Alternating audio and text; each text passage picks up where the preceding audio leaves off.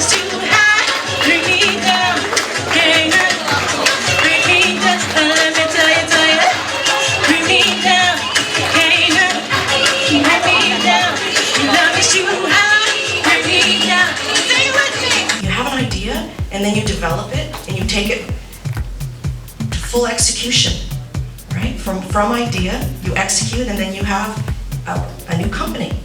Try and always do the right thing. Try to put your own personal values into everything that you do. It's important. It matters. And those basic life skills that you set at the beginning, the skill sets that you've learned from your parents, from your grandparents, from your uncles, all of those people have taught you what's right, what's good, what's true, whether you're in business, whether you're in politics. And you said your favorite store is the Garage? Who founded it? When was it founded? 19-something. 19-something. What was their deals last week? $20. She doesn't know! Confidence. It's very easy to imitate.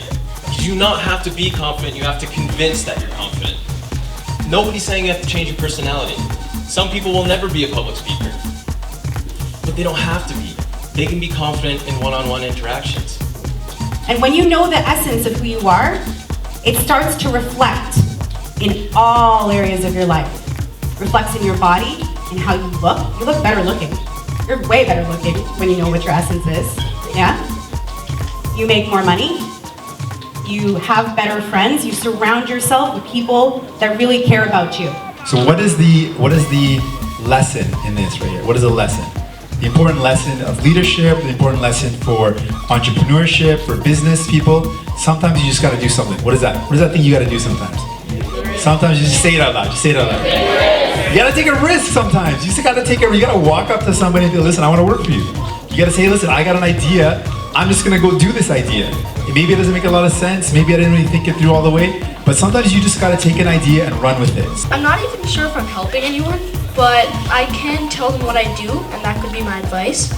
So my advice is basically to work on what you want to for 3 to 5 hours every day, and actually want to do it.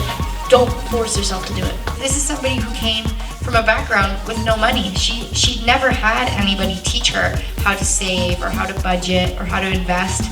And when you win the lottery, it doesn't come with that. You're not matched up with a financial advisor. You're not forced to go to a workshop or anything. They just hand you a check and you're free to go. It was just one day I got up and I'm like, you can't sit here and wallow in self-pity forever. You just can't. What are you gonna do, right? You're 17, are you just gonna sit like this forever, or are you gonna try? That's the only motivation I had at the time.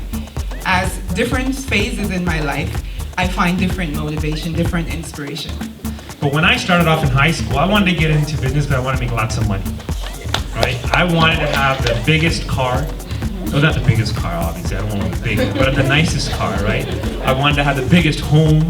I wanted to have nice suits and ties. And so when I was really young, I was very much persuaded to get into business because the money, the aspect of making money, of being your own boss, really lured me into it. It's an important part of your professional career to stand out.